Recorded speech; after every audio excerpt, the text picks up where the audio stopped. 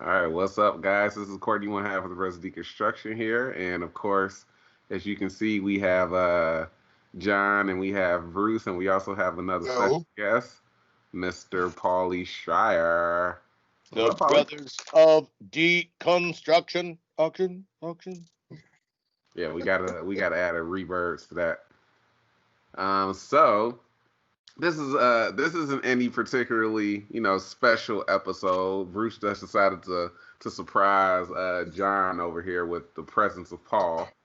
Um, Very, very kind. Very kind. you guys should have seen a fucking reaction from John when Paul popped up on screen. He was like, "Oh, hi." That's awesome.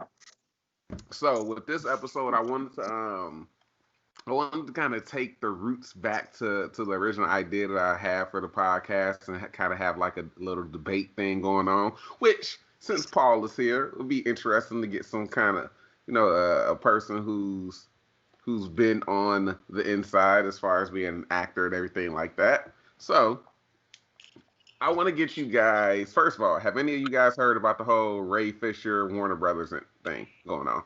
I've been seeing you tweet about it, and that's the extent of what I know. All right, so Ray Fisher recently spoke out about like Joss Whedon basically being a dick on the set of Justice League.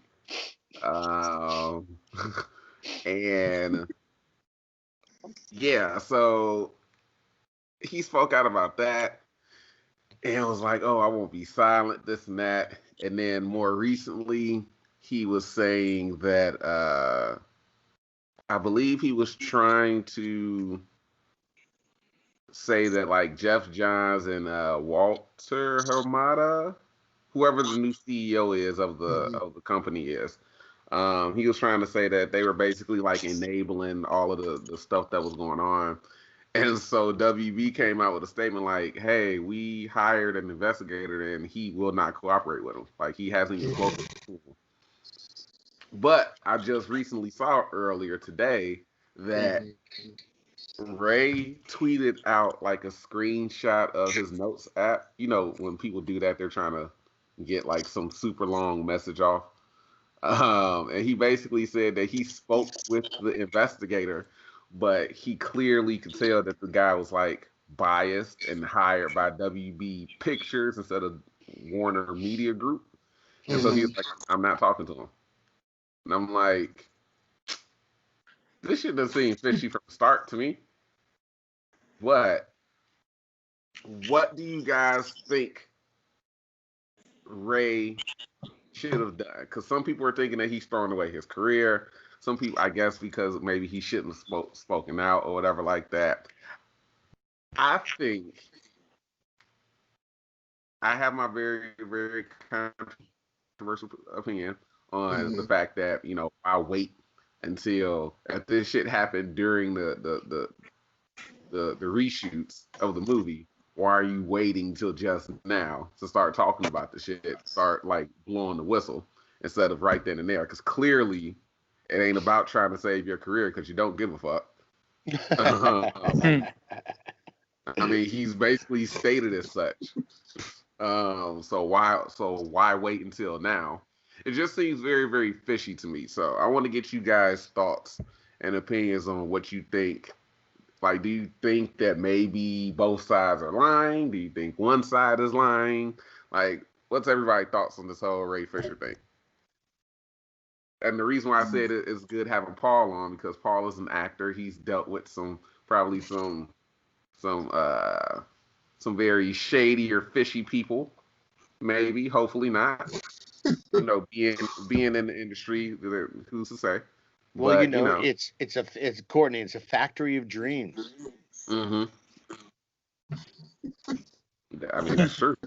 It is, and that inspires people to kind of change how they might react to a given situation. Truly. I mean, I honestly, in my opinion, I think organizationally, you've got a question at the corporate level initially, because as all things should be, guidance flows from the top. Now, there's no question dysfunction abounds in individual productions, but we really do look to the corporate entity who is paying for it and ostensibly taking the heat when things don't really go quite well on set, as we've seen from some of the reporting. So is it really the actor's responsibility to shoulder the brunt of what maybe is an organizational problem that should be looked at a far higher level? Good point. And addressed. Very good point. I think, like, my whole thing with the situation is again, I don't think it should be up to like the actor to go as hard as Ray is going. You know what I'm saying? Like I understand like having or wanting to blow the whistle on whatever behavior happened during the production, or feeling like you needed to. Right, exactly. Or feeling like, you were put in that type of situation where you just didn't like what was going on and you needed to escalate this. You never want a work environment to be that toxic where you're like, nah, I gotta escalate this. This has to go to somebody higher. But like my whole thing is that why wait? That's the only thing that makes it sound fishy just to me. Because I'm like, if you're feeling this strong and you obviously are starting to root back for, Zack Snyder and, his whole Snyder cut and everything like that, and you're so adamant about what happened and the way Josh was acting and he was throwing the Snyder cut under the bus. Oh, I'm not going to use none of that shit. This and that. And it's like, why say something, 3-4 months before the original director's cut of the film is about to come out? Like, why not just say, you know what? Nah, you're not finna do this. You're not about to do this. Because I know for me, I'm not, if you talk to me a certain type of way and I don't like it, I'm going to tell you. I'm not going to wait until after the fact. Yeah. So that's the reason. Probably. Go ahead. Well, I was saying that there's probably, several. We can't think about it, off the top of my head, but I would say in regards to your question, why now? I think because there was a sudden interest in the Snyder cut and all this kind of getting brought back, it kind of maybe motivated him to be like, well, man, if people can cry, or not cry, but I guess yell enough or like, fight enough to get something, like, why wouldn't I be able to like really make my personal case and like state what's really going on? And like I said, this is strictly just me guessing, but like, like if he sees all these, these core fans that have like really just petitioned and fought like for this, revision of the movie, it probably drug up, some memories, and he's just like, you know what, now's my opportunity, now that this is relevant, to really, try and fight for me and make it right. And I guess the reason why he didn't say anything before is, it's actually, I was talking to a friend about this earlier, and I looked at his IMDb, and like, he's not, steady working like after this. Like, it's not like he does something and then had gone on to something else. So hey, I'm sitting right here, Jonathan. No. Dude, no. Oh, but what I'm saying is, like, I guess out of fear, of, hurting his career, like that. That happens to, I can only assume that happens, frequently in that line of work. But no, Paul, no. Well, honestly, I love the fact that you got John freaking out. Yeah. I think if you boil it down, it's the fear of irrelevance, right? Which motivates many of us to make decisions in the moment which maybe aren't really true to our souls, either for a business motivation or for a professional motivation or for a expectation motivation from my mom or like whatever.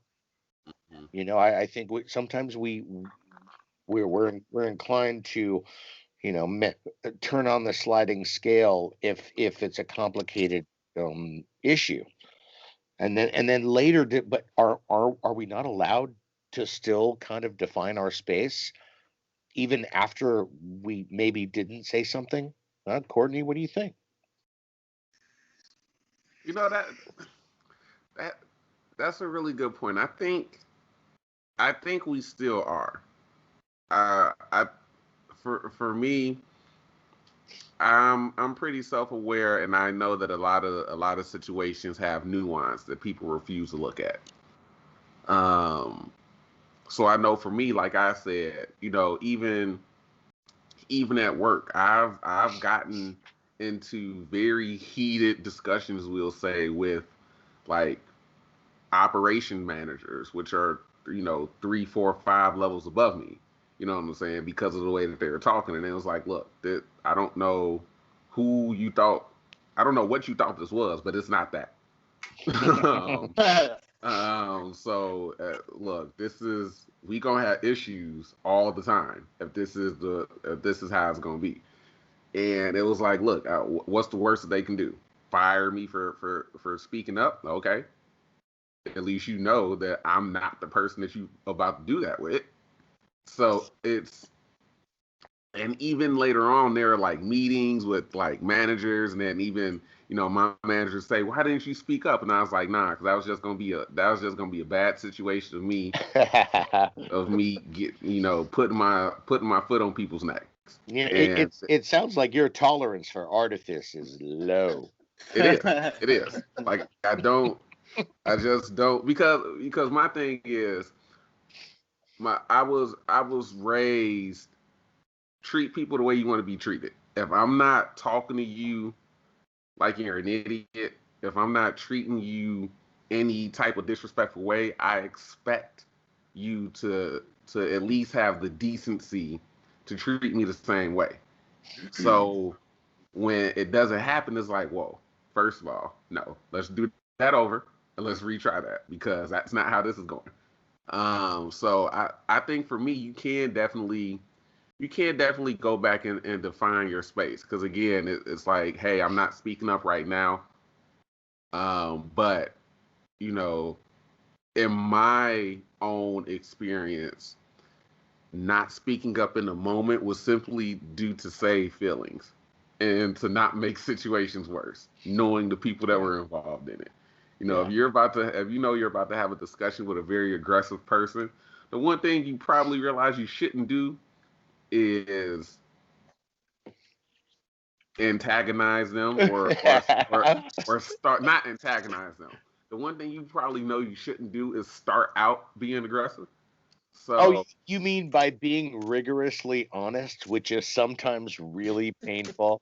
yeah, Oh, basically. So I definitely think there's space to, kind of, there's opportunity to kind of go back and define your space, and be like, oh, I didn't speak up then, but I'm speaking up now, which I can Well, yeah. completely agree. So here's my question on this very point that you've posed tonight Mhm. about this actor in this movie franchise in this studio is uh is it cool this time? And what does that mean for what comes next in this current situation? Mhm. So I want to jump in because okay, so I have a belief that I'm looking at it two ways. Like he had such a terrible time, and then he was like, "All right, burn some bridges," or it really went down this is his dream. So this has been his dream for forever, and it just turned out to not be what he wanted. So he's like, no, this is still my dream. I'm going to hold back on all this stuff that I don't think is right because my dream at this moment is greater than anything. Like, I worked so hard to get here. I don't want to jeopardize anything for like the future, because I've had my dream job and it just turned out to be horrible. And I'm like, that's what I wanted since I was little, like to be an EMT. And then when I actually did it, I did the private sector, and it's just glorified cab driver. And I was like, that's not what I had in mind when I wanted my dream job. Mm-hmm. So it ended terribly, because I was just like, no, I just can't do this, to the point where it was like, I thought about going back, and I was like, nah, I'm good. I'm just going to let the license lapse. So I can see that aspect of it where you wanted this so much, and then you're experiencing just terribleness. I like how I'm wearing this shirt that I'm currently wearing in your picture, Courtney, but never mind. So, but, and then it just finally got to him, was like, I let too much like terrible shit slide, and for my conscience, that's just not good. So I have to say something. Or he's just torn the company line and just trying to drum up more support for the Snyder Cut by saying, hey, Joss Whedon was terrible on set. Zack Snyder really knows what he's doing. So, we'll really get a grasp on from one end or the other, because, it's Hollywood. Yeah, no, good point. And I don't. Oh, okay. I can't tell if you. Bruce, you're breaking up really badly. So that's just my. I'm not saying. Oh, okay. Oh, okay. Yeah. There's a point where you were still talking. Although I know how much wheat he needs in Sanskrit. This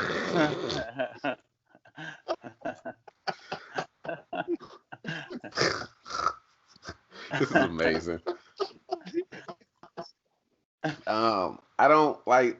Now that's the one thing that I didn't want to like just jump straight into, was thinking or trying to accuse him of only doing this to bring attention to the Snyder Cut.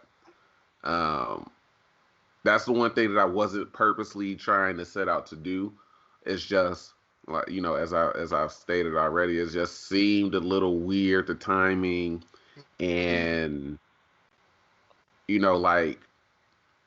and especially with the newest revelation regarding the independent investigator. And it was like, oh, one side is saying that, oh, he's not cooperating, and then he says, no, I talked to them, they just don't seem trustworthy, so I'm not. Yeah, this isn't going anywhere. So even then, I'm a firm believer of there's two sides to one story, and the truth lies somewhere in the middle.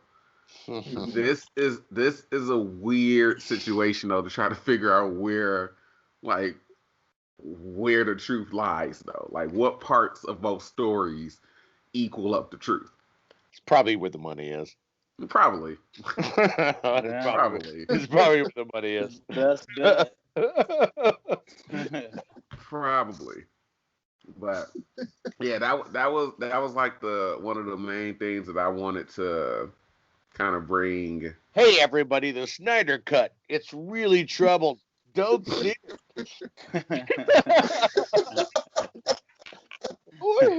I gotta see this. Oh my God. Hey, look, I love him. Look, it's worked before. Drama always works when it comes to attention. No, I'm serious. I really do love Zack Snyder. Like, he's an amazing creator. I love him. I think he's a really, really good. He has really good vision. He's done some amazing production design, and I've had the opportunity to work on some of his concepts. Nice. And articulating them at the filmmaker development stage.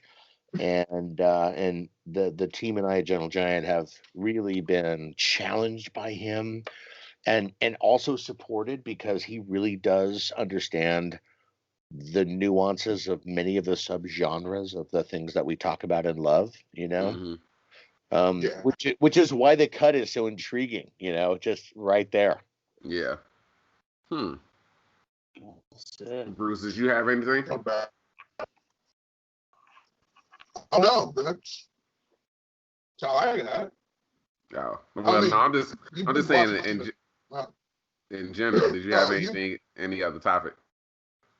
you've been boys, and I watched that show, so I want you to try to convince me to watch it. Wait, I heard okay. something about the So, boys. right. So I didn't hear any of that because you were breaking up. 15 bushels of beer delivered by wagon. You didn't watch the boys, and I'm like a staunch fan of the comics, so I can't watch the show because too much has changed. But what do you? I just want to hear, what do you like about it, like from your perspective, like what? What do I like about the boys? I haven't, while I haven't read the comics, and I do know that that's kind of your closing door moment on the show, because you notice that a lot of stuff has changed from when it comes to adapting from the comic. I think what I like about the show is that it's so over the top, but I also love the concept about crooked superheroes, because we see so many stories about superheroes and they're always like positive beacons of hope and this and that, but that's just to give the viewers hope, or something happy, or whatever synonym you want to replace that with, to look forward to. But the boys is very much like hey, there's this company that basically has its own superhero team, but the superheroes are people, so they're crooked as shit. There's basically absolute power corrupts absolutely, and that's just such an interesting concept to me, just to start off with. And then actually watching the show, the fact that it's basically so over the top. You got blood. You got people dropping F-bombs left and right. You got motherfuckers like black. You got people blackmailing other people. You got literally, and this is a spoiler for those who actually watch the video. The one person that's going to watch this on our YouTube channel. If you haven't seen episode or season 1 of The Boys, this is a spoiler, but there's at one point where Homelander and Queen Maeve are on a plane that's like about to crash. Cold-blooded. Yeah, and it's like this about to crash, and Homelander is like, Maeve wants to save everybody, and Homelander is like, no, we can't. Like, the only way because he's thinking about it as a PR move. He's like, look, we can flip this on its head, and we can use this, and basically push our agenda. And she's like, wait, what? Like, we can save these people. And he's like, no, fuck it. And everybody's on the plane screaming and crying, and they're like rushing towards them because they're like, oh, they're going to save us. And he literally turns on his laser eyes. He said, sit the fuck down, or I will laser everybody on this fucking plane. And then they just jump out. And I'm like, holy shit. Courtney wants laser eyes. That's the Christmas wish list right there. right there. Is it? Okay. Now, with that scene, from my perspective, that kind of happens in the comic. And it was set up specifically to be a PR move, but they fucked it up. Like, one of the dudes hit the wing of the plane, which is why it went down, basically killing himself. So the comic is like that, except it takes place during basically the Bush era. So the president is staunchly anti-superheroes, and the vice president is staunchly heroes, and he's borderline mentally disabled too. Like, so they were like, we can't. The Boys is actually a government agency because they need to be in check. So these things are missing, which is what made me connect to the story. I'm like, they seem to be rogue. Huey joins the team entirely too quickly. They make Huey American instead of Scottish, and they get rid of the fish out of water thing. They make Starlight, like, all the development that took place over the comic for like the first 2 years, they put in like the first 3 episodes, and I'm like, motivations are changing. I'm not going to ruin it in the comic because they might do it on the show, but they're setting Homelander up for the end-all be-all, and he is not. And when you find out who is, you're like, holy shit. Yeah. Just like that reveal, I'm like, oh, fuck. So I'm trying to watch it, and I'm like, it's going too fast. Like the female, they find her in like a box, and she was just like part of the original team, like the original leader of the boys. They fucking murder his grandchildren, which is why he's not there anymore and why the team originally disbands. So there's just like so much going on. And I'm like, okay, first off, you can make this first like season be like the first story arc with the teenage kicks and stuff and getting the boys on their feet, but it's moving too fast. And I'm like, no, I can't like that. No, I like pacing a lot in my entertainment, and this did not have the pacing that I would like it to have. Yeah. No, with the plane scene, I think I can't exactly remember what caused the crash. I think it might have been they stopped like a terrorist on the plane. It was Homelander. Homelander did some kind of like power move that actually disabled the pilot.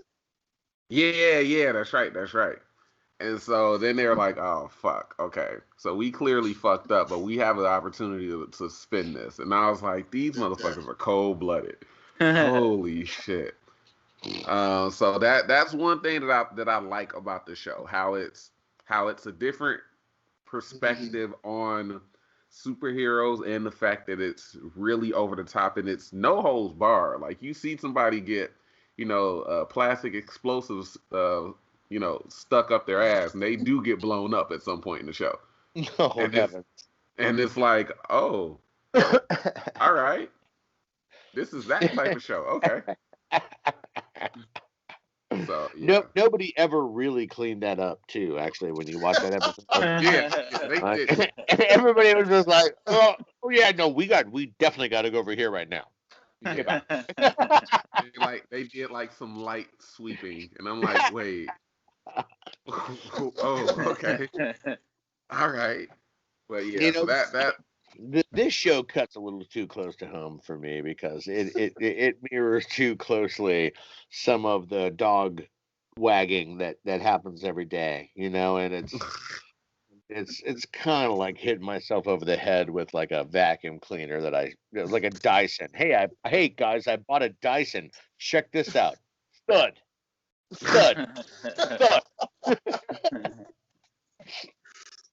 Oh man. But I do plan on buying the comic at some point. You're a Prime member, right? Yeah. Sign up for Kindle Unlimited. This is not a plug, but the first volume, the omnibus, whatever, is free. So I'm like rereading it, because like I never finished a comic because like I stopped. I still have them, but they're in Chicago, so I can't finish it because I'm an idiot. But I'm rereading it, and I'm like, I've forgotten how good this comic is. Like, Garth Ennis is one of my favorite comic book writers. Like, his run on Punisher Max is magnificent. Like, anything that he writes, I'm just going to read. And when I heard, oh, they're doing a show, I was so hyped. But then, you watched it and you fucking hate it. I'm like, I didn't hate it. I just, the motivations changed, and that took me out of it. I'm like, okay, I do have that habit of going in there, like super excited based on what I read. Like when we went to see Wanted, I was like, oh, this movie is trash because I read the comic book.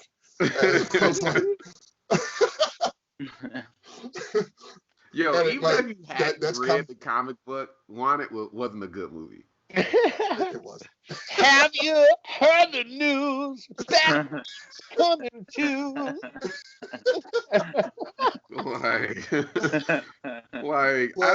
I think about that often. Wanted is another fucking. Now after we saw it, I thought the action scenes were kind of cool, but I didn't like no other parts of that movie like really intrigued me or really impressed me or anything like that. But that's another That's another. Like I was telling somebody on Twitter this because there was some type of tweet that said it was something about how the industry like takes something and takes like an adaptation and they just completely twist it and they just don't do anything close to what the original material was resembling. And I was like, yeah, they did the same thing to fucking Wanted. And somebody was like, wait, what? And I was like, yeah, Wanted is what the Suicide Squad should have been. Oh, that is a great point. That is a wonderful point. Like Wanted is a comic book about supervillains taking over because they killed all the heroes. Like, and they really do not give a fuck. Yes. And they were like, wait, huh? How did I not know about this? And I was like, yes, you need to read this. Like, that's how we got Halle Berry and Eminem in comic book form. Yeah. Well, but Mark Millar, he wrote Wanted, and then like he was like a consultant, and he just tweeted because somebody did like a story about the movie Nemesis, which is based off of his comic book Nemesis, and it's basically, and so they were doing like the synopsis for it, and he was like, "Hey, this is just a synopsis of my comic. I am in no way affiliated with this movie," and I was like, "Oh shit, oh shit, Jesus Christ." That hurts. I'm like, yeah, I'm like, that hurts. Ooh. Well, you know what? At least he had the courage to just say it straight out loud and not just kind of like, yeah, go see it. You know, because I mean, he got paid whatever was in his contract. You know what I mean? And he's like, now they're making a movie, and he's like, shit. Yeah, that happens. Yeah. Yeah, definitely does. And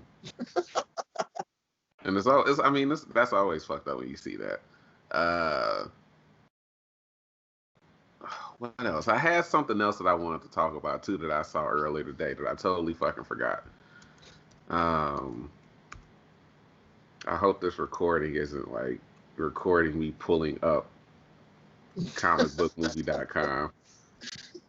Click. I hear the typing. Right. So I saw Tenet yesterday. Movies or driving? How was it? I went to the movies again. Oh, okay. Look, I took my 2 bags of gummy bears and my bottle of hand sanitizer, dog. We were straight. All right. What about your homespun like trash bag exosuit? Like what? You know, I was thinking about it, but then I thought as soon as I would have walked in, that would have looked a little suspect. And I'm already black, so you know.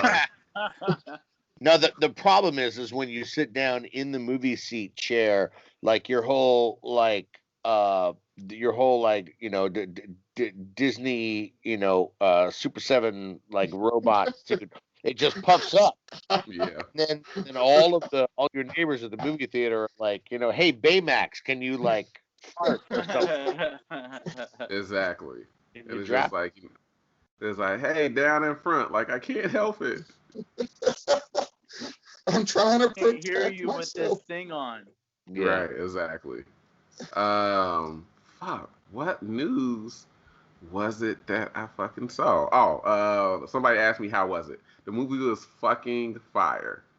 It's definitely a movie that you got to see twice though, because it's definitely a mind fuck of a movie, and there was like small little details that I was catching early on in the movie that paid off later on. And then there was other stuff where it was like, I probably should have caught that. I need to see this again, don't I? So I don't know if I'm going to go see it again. But, so what, you were like bummed out that you had missed some of the jokes? Like, or references? Yeah, like because if I can catch a couple of them and they actually pay off later on, I feel like I'm paying attention really, really well. But then if something slips by me that I didn't see coming, I'm like, God damn it, how the fuck did I let that slip by me? Well, it'll be streaming before you know it, my friend. No, that's probably super accurate. No, it's already. Actually, it just streamed. I just got the notification. Yep, it's over. Oh, see. All right, look, let me go ahead and get ready there. You heard about Toy Story 5? Oh, Jesus Christ. They probably really are making a Toy Story 5, too. Oh, it's happening. It's like, you like Star Trek with the Borg and like, Resistance is futile. That meets Toy Story. Genius! It's amazing. Oh, my goodness. It's a prequel to the Terminator franchise, and Skynet begins with the Toy Story toys.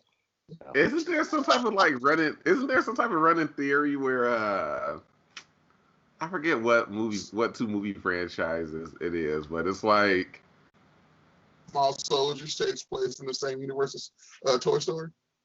That would actually be holy shit. Oh my gosh. You mean Chip Hazard? Chip Hazard. Yo, that would be fucking great. Holy shit. Woody versus Chip Hazard. I'm afraid. Oh fuck. And Chip is like holding like his little his little padded spine, like an alien. That's like right for a ripped shirt right there. Ouch. It really is. It really is. That would be fucking great. Now somebody's gonna fucking make it just because you put it in the universe. Hey, when you're saying Brothers of Deconstruction, what's good today? What's good in your worlds? This is my last week at the retail end of my job before I start my promotion next week. So that's good for me. Awesome. Be over there assisting the managers. Or you got to go. You got to flip it. Oh no. It's my old, so I'm returning to my old location this time just as a manager. Uh-huh. So I left, to build myself up, only to come back more. Oh, punk ass motherfucker! It's the inspiration that means so much with family.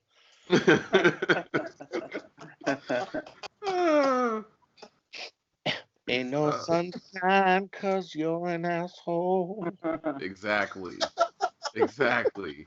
I've been looking for the MP3 for that version for so long. Thank you, sir.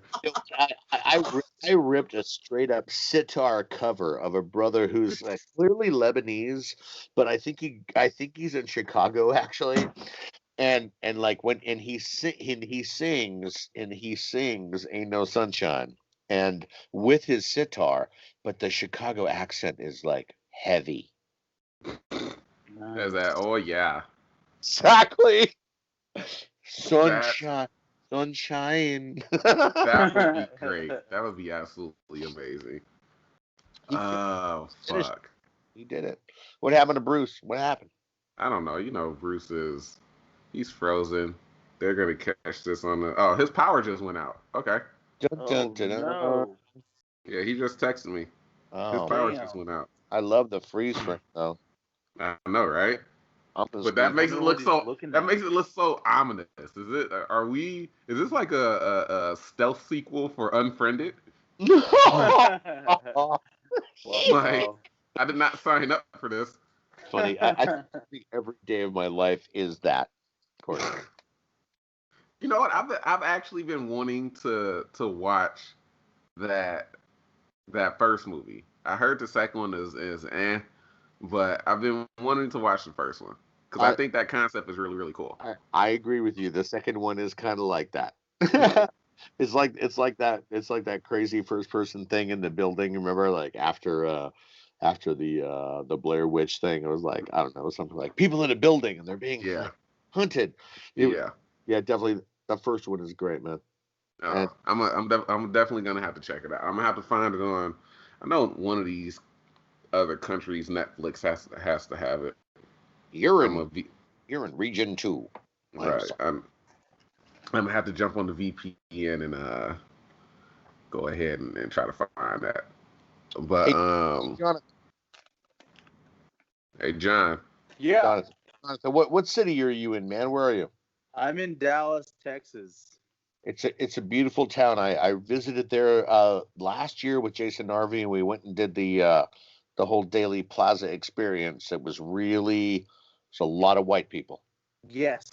Yeah, there is. Yeah, that's true. But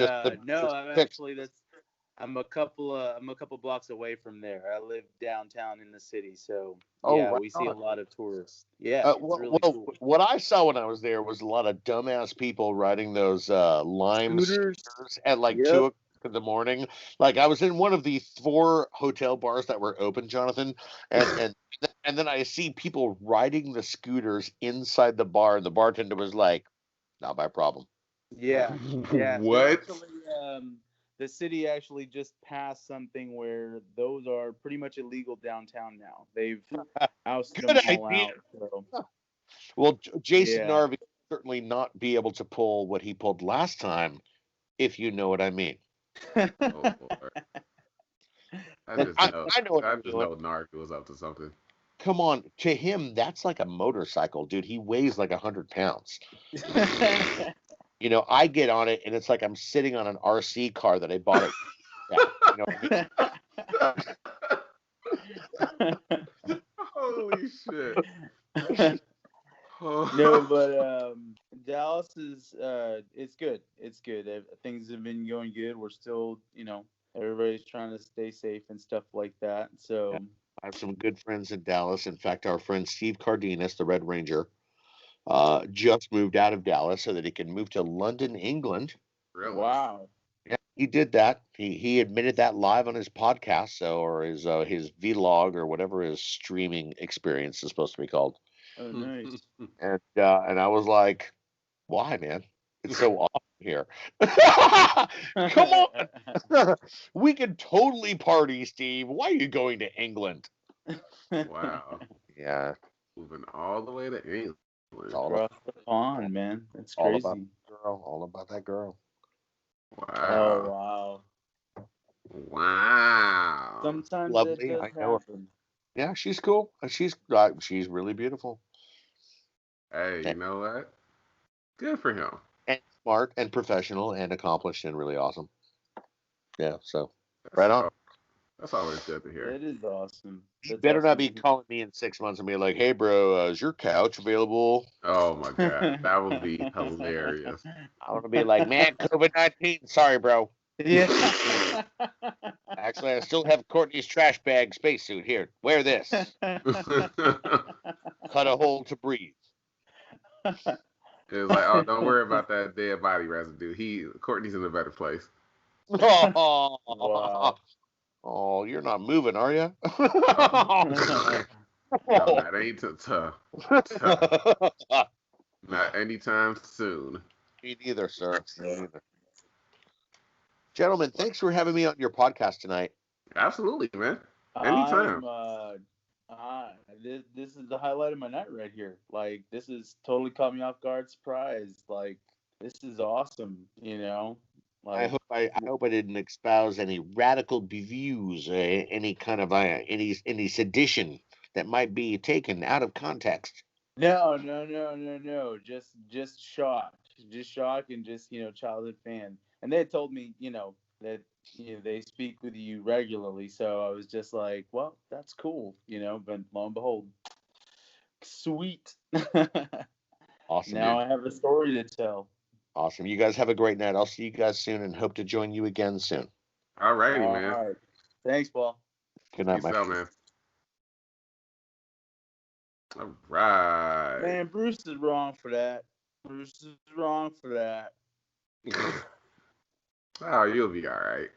No, that was good. That was good. I appreciate it. I'm sad this Transformer blew out. So yeah, I don't. Yeah, so did you have anything? I mean, I'm perfectly fine with ending it right here. We have 2 of our 4 guests that are now since gone from the conversation. But if there's another topic or something else that you wanted to talk about, I'm totally down with it. Yeah. Or if you want to wrap up, I'm fine with that too. And I'll leave Yeah, all this no, shit in that's too. fine. No, no, no, that's cool. I didn't really have, like I said, it was not a busy week in our community, in our sci-fi nerd, no big news drop like it has in the last couple of weeks, but Yeah. it was cool to get to do that, man. Like I do appreciate that. That was cool. I didn't want to harp too much on my fanboyism and be like, hey man, drop some news. Are you getting an action figure made of you? Because I'll buy that hoe. I will buy that hoe. I'm sure he But knows that. right. So Um, but yeah, all right then. So that was a really, really probably the shortest. Nah, probably not. I'm probably wrong on that. yeah, it was it Uh, was it was a short one, but I mean, either way, it was good. Because and I think that's also because we've done some long ones, yeah, like yeah, we usually know. we will have that long hour, close to two on there. Yeah, yeah, that is true. I think the shortest one that we've done is probably one that me and Bruce did for Power Rangers month, where it was like 35 or 40 minutes. I think this one is going on 45. So, eh, not too bad, not too bad. And plus, I'll just upload this video anyway, so this should be interesting to see how this turns out. Um, but for John and Paul and Bruce. I'm Courtney, one half of Resident Deconstruction, guys. Hope you enjoyed this little mini episode, I guess you can call it. Stay safe out there. If you're gonna go to the movies, make sure you take the proper precautions. Cause I'ma still keep going. I don't know what else is playing currently. I can only really go see um, Tenet again because I don't think anything else is coming out until November. yeah, until Black Widow comes out. Black Which Widow, James Bond. I will say though, every time I see that damn Black Widow, like the two times I've seen that damn Black Widow movie trailer on the big screen, I get more excited for the fucking movie. I mean, Um, now is that because specifically you are very, very intrigued on where it's going, or are you just like, yo, man, I haven't been to the movie, so like I'm just ready for another movie? Because I'm battling that now with James Bond. Like, it's the last James Bond, and I was always hyped for it, but now I'm just like, that's probably my most hyped movie of the year because I'm just like, man, I can't wait to watch a new movie. no, I think for me, I was just intrigued on where they're going to take the film.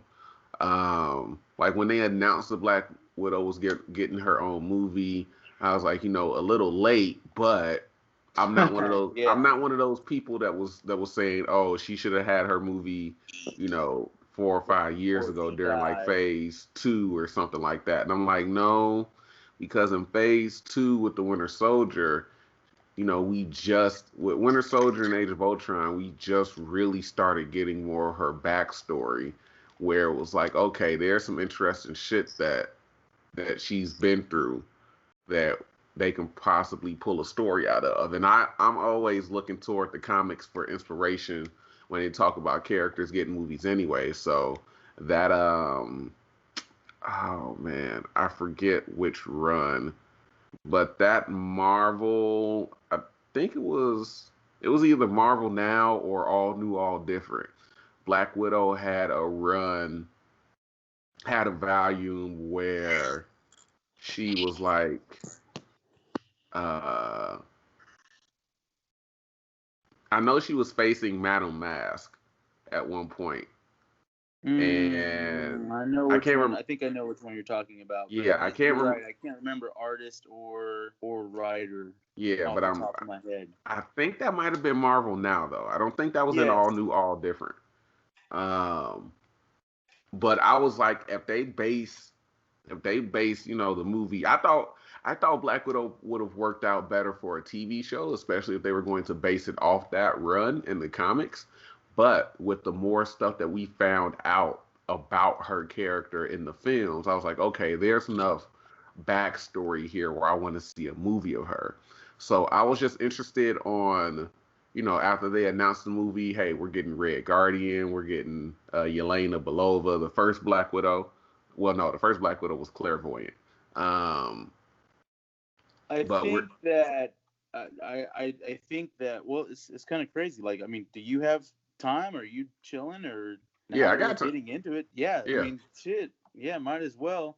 I definitely think that Scarlett's star power is a big factor to getting a movie. Because I Yeah. mean, she is an A-list actress.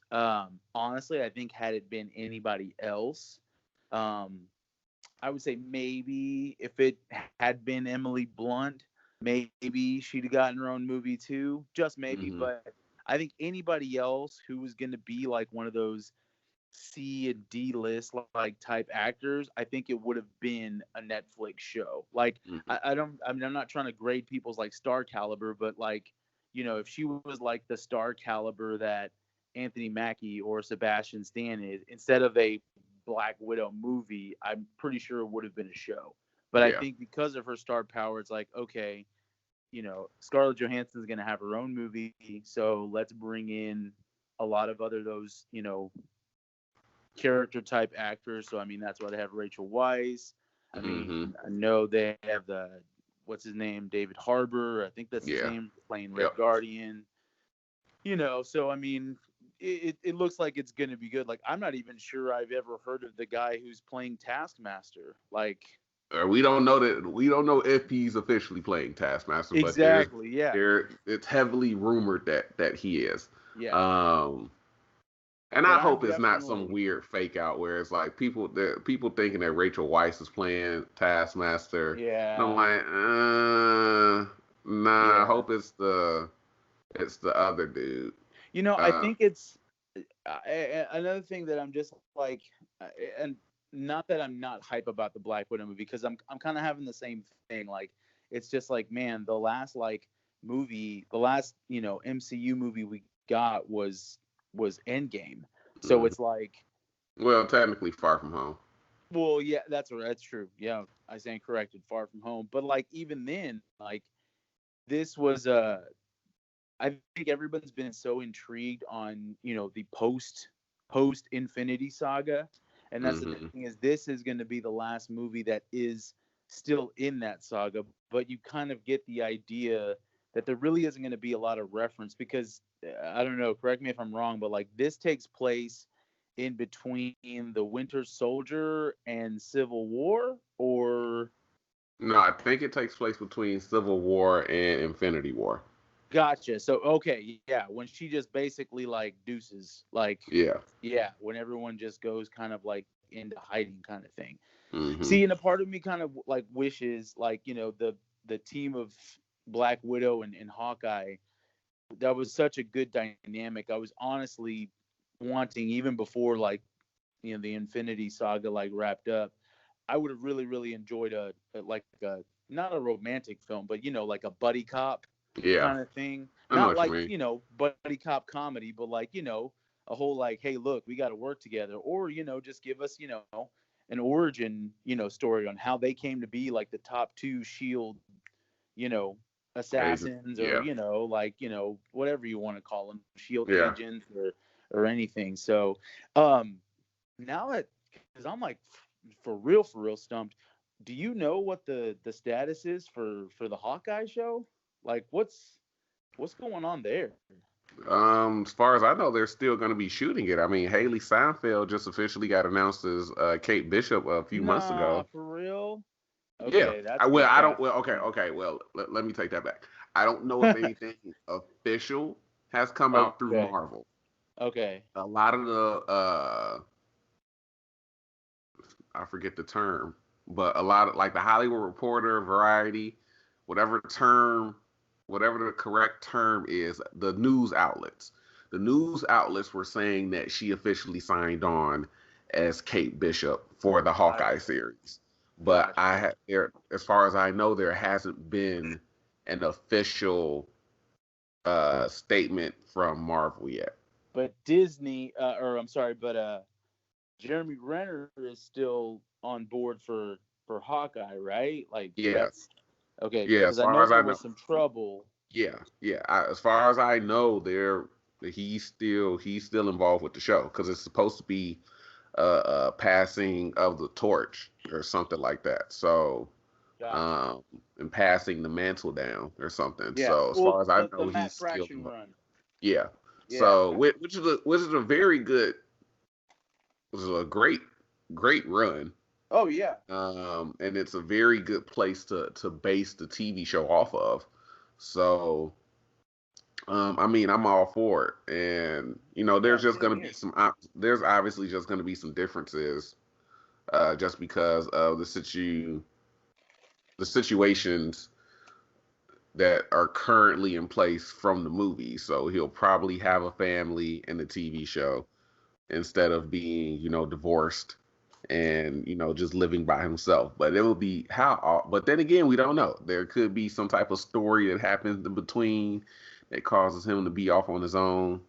And, we might get Pizza Dog and the fucking Russians. Who knows? Yeah. Well, Because I mean, for yeah. I mean, that's what kind of made the book really really good in the first place. So I mean, that'd be awesome to kind of for them to kind of keep that tone where like it's one last mission, I guess, that he's got to do. And then you can also involve some of the things about the cinematic universe. Like obviously he's still in mourning that Natasha's gone. So I mean, you have that kind of thing, and that maybe he sees some of Natasha in Kate, yeah, and that's a good thing to be like, like it's kind of like the Joel Last of Us effect. We're like, yeah, okay, if they're the future, let me help reshape them, especially in a world now because I mean, Stark's gone, Banner's off, Steve's old, so yeah, that yeah, I really didn't I hadn't kept up on it in a while. I know the only one that I was like super super like anything that ever came out I wanted to be in the know was Falcon and Winter Soldier. You yeah. know, because those are two that's really interesting. And then just really wondering where they're gonna take Zemo. So yeah, Yeah. I even watched Civil War this week. Just hmm because I'm catching up on those types of movies and watching playing back and watching Chad and stuff like that. And Yeah. that's the one thing I'm noticing is like, man, Daniel Bro, that guy is perfect Zemo. Like if he's playing Zemo and he didn't even have like any kind of costume on like at all, but was still just perfection. Like, man, I can't wait to see like what kind of more ruthlessness he's gonna give, as full on Baron Zemo. So I agree. yeah. Going back a little bit, um, to finishing up the answer for your Black Widow question, as Oh far yeah, as yeah. being excited. I was really, like I was saying, I was looking forward to it just because once we saw that she had more story, um, and then they started adding, hey, we're getting Red Guardian, we're getting, one of the previous Black Widows, Yelena Belova, we're getting Iron Maiden, who is the Rachel Weisz's character is Iron Maiden in the comics. Yeah. Now we don't know if they're gonna turn around and make her Taskmaster or not, or whatever like that. But overall, I just thought it was a really really interesting thing. Like she's going back and she's trying to, essentially clear the red out of her ledger, like she was saying from the first Avengers movie. Yeah. She's going back. She's trying to stop the Red Room, stop them from doing that to these girls, so this doesn't keep happening. So, and and you're going up again. And I think Taskmaster is a perfect villain for the movie, like somebody that has photographic memory that can copy your moves just by watching you, and just Not too seeing super powered. Yeah, yeah. and just seeing him watching camera footage from like Iron Man 2 and knowing that he's copying Natasha's moves.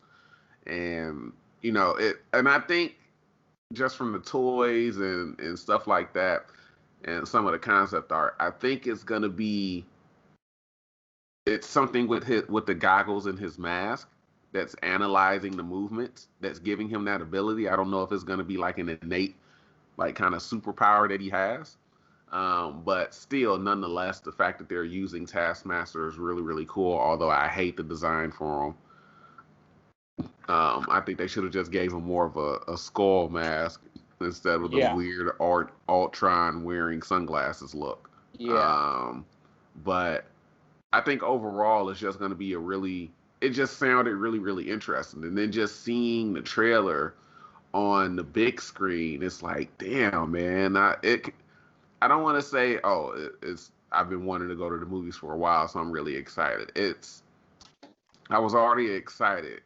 And then I'm seeing the trailer on the big screen. It's like, damn, this is what the movie gonna look like. It's reminding me why I'm excited for it. Yeah, absolutely. So yeah, that and it was weird. They had a teaser they had like an announcement for the Dune trailer attached to Tenet. So really? It was like on September 9th. And it was like, I guess like a small teaser for the teaser. And I was like, wait, shit. what? I was like, wait, huh? Now I didn't watch David Fincher's Dune. Wait, was it Fincher that made Dune? No. It's Dang. wait. I thought Fincher did make Dune. Let me see. The original Dune? Yeah. That was in the 1980s. Let's see who did that. David Lynch. Okay. Yeah. That's it. Lynch. David Okay. Fincher. Yeah, David Fincher I think did like 7 and stuff like that. Yeah. Okay. David Lynch did yeah. I'm mixing them up. But so I haven't watched the first Dune. I haven't read the book. I'm not familiar with any of the source material. What I did see in the trailer looked really, really weird and far out, and I was like, okay, this is clearly like leaning into whatever sci-fi elements there are in the source material. So this might be interesting. But I was like, why is this a teaser for the teaser trailer? Yeah. This is kind of weird. But yeah, overall, I didn't really see. And again, they showed that damn Wonder Woman trailer again, and I said, "Kiss my ass" once again, which I'm always gonna say anytime I see that trailer, because you're just not gonna get me to buy into her. One, web swinging off lightning, and then two, just web swinging off clouds. Yeah, that's Like a little much. I'm not buying it, but yeah, that's pretty much all I got. Cool. Well, I